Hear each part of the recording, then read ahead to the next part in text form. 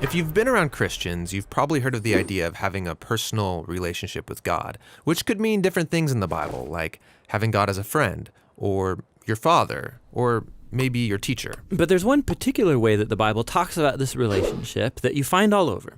But strangely, we don't talk about it that much, and that's the idea of a partnership with God. A partnership like working alongside someone to accomplish a goal together. Right, and this is actually what you see at the beginning of the Bible. God creates this good world full of all of this potential. And then God appoints these unique creatures, humans, as his partners in bringing more and more goodness out of all that potential.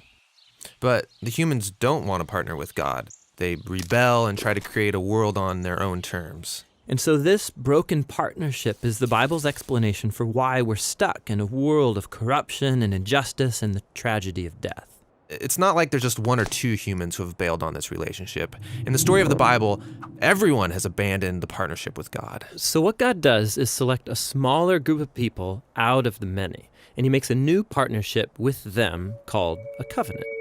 And in a covenant, God makes promises, and then in exchange asks his partner to fulfill certain commitments. And the purpose of all of this is to somehow use this covenant relationship to renew his partnership with everybody else. Now, there are actually 4 times in the Old Testament that we're told God initiates a covenant relationship with Noah, Abraham, the nation of Israel, and King David.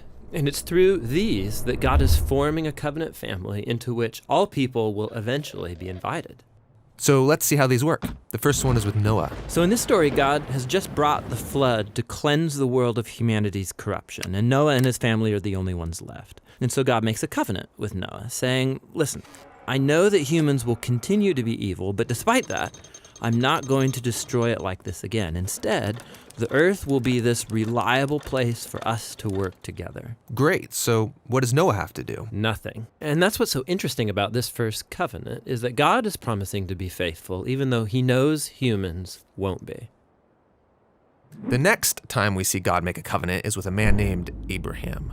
God chooses him, promises to bless him, give him a large family, lots of land where they can flourish. And in return, God asks Abraham to trust him and train up his family to do what is right and just. And the whole reason for this covenant is God says that somehow he's going to bring his blessing to all families of the world through this one family.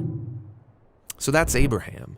The next time we see God make a covenant is when Abraham's family grows into the tribe of Israel. And this covenant is with the whole tribe. God asks them to obey a set of laws, which are these guidelines for living well as a community of God's partners. And if they do this, then God promises to bless them and that they will become a people who then represent him to the rest of humanity. That's the covenant with Israel. The last covenant is with King David. Yeah, the tribe of Israel has become this large nation ruled by David. And God asked David and his descendants to partner with him by leading Israel in obeying the laws and doing what is right and just. And God promises that one day, one of David's sons will come and extend God's kingdom of peace and blessing over all the nations. So those are the 4 covenants that God makes in order to restore his partnership with the whole world. But here's what happens. Israel breaks the covenant. They worship other gods, they allow horrible injustice, and so they lose their land and are forced off into exile. So it seems hopeless. But during this time, Israel's prophets talked about a day when God would restore these covenants in spite of Israel's failure, somehow. Yeah, they called it the New Covenant. And this is actually what's so interesting about Jesus, is that he's introduced into this story as the one who fulfills all of these covenant relationships. We're told that he's from the family of Abraham, and so he will bring the blessings of that family to the whole world.